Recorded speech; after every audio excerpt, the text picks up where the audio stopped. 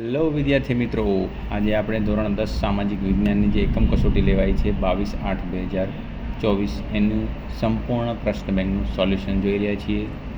તો પ્રથમ પ્રશ્ન છે, નીચે આપેલા પ્રશ્નના માંગ્યા મુજબ જવાબ આપો. યોગ્ય જોડકા જોડો. તો ઋગ્વેદની ઋચાઓ પહેલામાં આવશે જી, ઉપનિષદની સંખ્યા 108, મહાભારતના શ્લોક 1,00,000, ઋષિઓની ભાષા સંસ્કૃત, બૌદ્ધ સાહિત્યની ભાષા પાલી, દિલ્હીના સુલતાનોની રાજભાષા ફારસી, મધ્યયુગમાં જન્મેલી ભાષા ઉર્દૂ, દ્રવિડ કુળની સૌથી જૂની ભાષા તો તમિલ. આગળ જોઈશું, જંગલોનું નષ્ટ થવું એટલે શું? તો નિર્વનીકરણ આવશે. ગુજરાતમાં આવેલું એકમાત્ર જૈવ આરક્ષિત ક્ષેત્ર કયું છે? કચ્છ. હેણોત્રા પ્રાણીને કઈ રીતે ઓળખી શકાય છે? તો શિયાળથી થોડુંક મોટું હોય અને ગોળ માથું હોય. એક સમયે ડુગાંગ ગુજરાતના કયા દરિયા કિનારે જોવા મળતી હતી? તો પશ્ચિમ. કયા રાજ્યમાં સમુદ્ર તટે સમુદ્રી કાચબા ઈંડા મૂકવા આવે છે? ઓડિશા અને ગુજરાત. દુનિયાનો એવો કયો દેશ છે કે જ્યાં એશિયા, યુરોપ અને આફ્રિકાના ત્રણેય પ્રકારના વન્યજીવો જોવા મળે છે? તો ભારતમાં. જેનો ઉછેર માનવની સહાય વિના કુદરતી રીતે થયો હોય તેને શું કહે છે? તો અક્ષત વનસ્પતિ. 20મી સદીની શરૂઆતમાં ભારતના જંગલોમાં વાઘોની આશરે સંખ્યા કેટલી હતી? 40,000 કરતાં વધારે. ભારતના મુખ્ય બે સૂર્યમંદિરો, કોણાર્કનું સૂર્યમંદિર અને મોઢેરાનું સૂર્યમંદિર. પ્રાચીન ભારતના બે મહાકાવ્યો, મહાભારત અને રામાયણ. અબુલ ફઝલે લખેલા બે ગ્રંથો, અકબરનામા અને આયને અકબરી. ગુજરાતમાં આવેલા બે પ્રાચીન નગરો, લોથલ અને ધોળાવીરા. લોથલ અમદાવાદ જિલ્લા ધોળકા તાલુકામાં આવેલ છે. તે ધોળકા તાલુકામાં ભોગાવો અને સાબરમતી એમ બે નદીઓના વચ્ચેના પ્રદેશોમાં આવેલું છે. બીજા ખાલી જગ્યામાં જવાબ આવશે સ્થળાંતર ખેતી. ત્રીજામાં જવાબ આવશે ઘઉં. ચોથામાં જવાબ આવશે આફ્રિકા. વિભાગ બીમાં મને ઓળખો. અહીં વૃક્ષોને હાનિ પહોંચાડ્યા સિવાય લાકડા વીણવાની અને પશુ ચરાણની સ્થાનિક લોકોને છૂટ હોય છે. અભયારણ્ય. મને કુદરતનો સફાઈ કામદાર કહે છે. ગીધ. સંકલ્પના લખો. અભયારણ્ય તો જેમના માથે વિનાશનું જોખમ હોય એવા વન્ય જીવોના સંરક્ષણ અને સંવર્ધન માટે સુરક્ષિત કરાયેલા વિસ્તારો અભયારણ્યો તરીકે ઓળખાય છે. પરિચય આપો. લાલ પાંડા. તો એનો જવાબ અહીંયા આપ્યો છે, જોઈ લેવું. ગુજરાતમાં આવેલા મુખ્ય જૈન મંદિરો, દેરાસરોની યાદી બનાવો. તો ગુજરાતમાં આવેલા મુખ્ય જૈન દેરાસરો હડીસિંહના જૈન દેરાસરો, કુંભારિયાજી, શંખેશ્વર, સિદ્ધિગીરી, આ બધા જૈન મંદિરો છે. ખંભાલીડા ગુફા વિશે માહિતી આપો. તો એ પણ અહીંયા માહિતી આપી છે, જોઈ લેવી તમારે. 6. ગુજરાતમાં આવેલી મુખ્ય વાવો કઈ? અડાલજની વાવ, દાદા હરિની વાવ, પાટણની વાવ, રાણીની વાવ, ડભોઈની વાવ. આ વાવો સુંદર આવેલી છે. કાંચી, થંજાવુર, મદુરાઈ અને આબુમાં કયા કયા મંદિરો આવેલા છે? તો કાંચીમાં કૈલાસનાથ મંદિર, થંજાવુરમાં બૃહદેશ્વરનું મંદિર, મદુરાઈમાં મીનાક્ષી મંદિર, આબુમાં જૈન દેરાસર દેલવાડાના દેરા, એ મંદિરો આવેલા છે. ગુજરાતની શિલ્પ સ્થાપત્ય કલામાં કઈ કઈ બાબતોનો સમાવેશ થાય છે? ગુજરાતમાં શિલ્પ સ્થાપત્ય કલામાં વિવિધ ધર્મના મંદિરો છે, પછી મસ્જિદો, બૌદ્ધ ધર્મના મંદિરો, મઠો, સ્તૂપો, એ બધું, પછી ધર્મશાળાઓ, વાવ, કૂવા, તોરણો, આ બધું સ્થાપત્ય કલા શિલ્પમાં આવે છે. કયા કવિ અને લેખકોએ ગુજરાતની ભાષા સાહિત્યના વારસાને સમૃદ્ધ બનાવ્યો છે?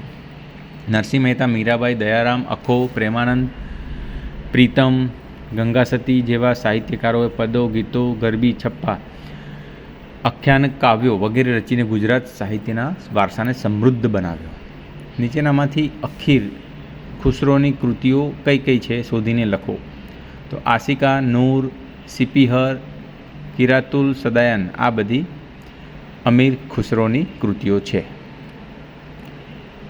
હવે અહીંયા આપણને એક સ્તંભ આપ્યો છે, એની માહિતી ચિત્ર આપ્યું છે, એના આધારે આપણે જવાબ આપવાના. આ ચિત્ર કયા સ્થાપત્ય સાથે જોડાયેલ છે? આ સ્તંભ શિલ્પકલા સાથે જોડાયેલ છે. આ સ્થાપત્ય ક્યાં આવેલું છે? આ સ્થાપત્ય સારનાથમાં આવેલ છે. આ સ્થાપત્યમાં કઈ કઈ બાબતો અંકિત કરવામાં આવેલી છે તે જણાવી તેની વિશેષતા નોંધ લખો. તો એનો સંપૂર્ણ જવાબ અહીં આપ્યો છે.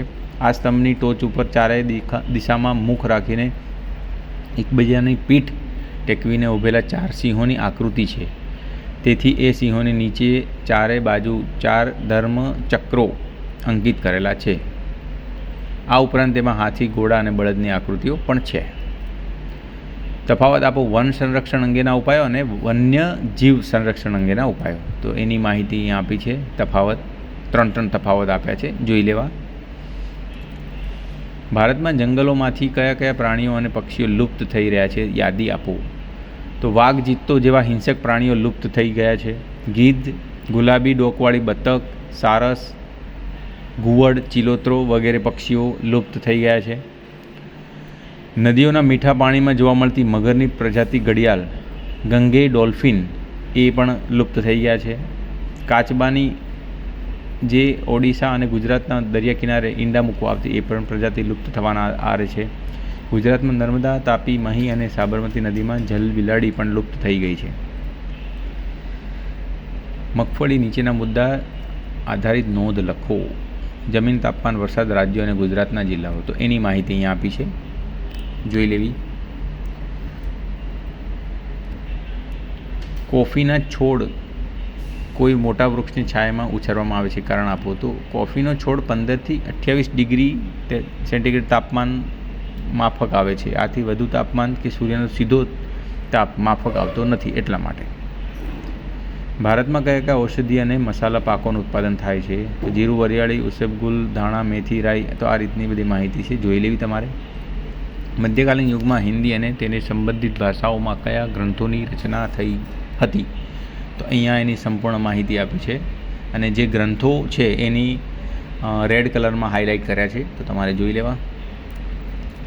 રામાયણ અને મહાભારત વિશે તમે શું જાણો છો? તમારા શબ્દોમાં લખો. તો રામાયણ અને મહાભારત ભારતના 2 મહાકાવ્યો છે. આ બંને મહાકાવ્યો રચનામાં સેંકડો વર્ષો ગયા હતા.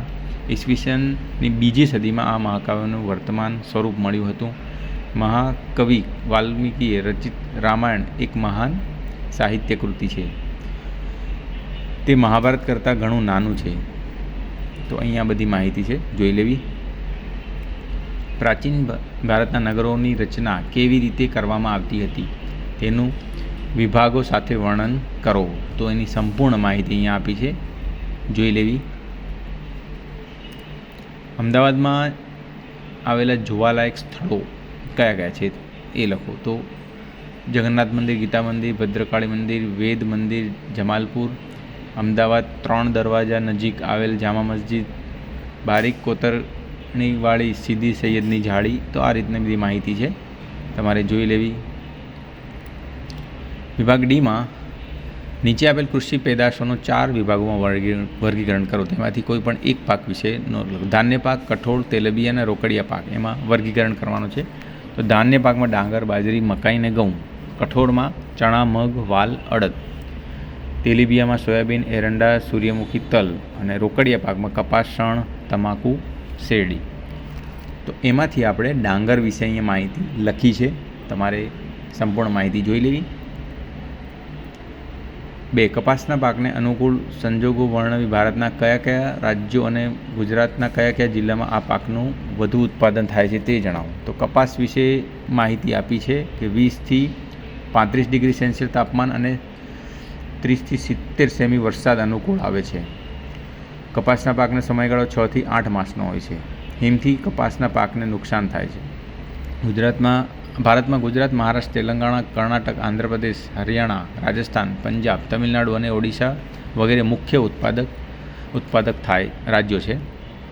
ગુજરાતમાં સુરેન્દ્રનગર, રાજકોટ, વડોદરા, અમદાવાદ, સાબરકાંઠા, મહેસાણા, બોટાદ, ભરૂચ, ખેડા, સુરત, પંચમહાલ, અમરેલી, ભાવનગર, પાટણ, જૂનાગઢ, જામનગર વગેરે જિલ્લાઓમાં કપાસનું વધુ ઉત્પાદન થાય છે.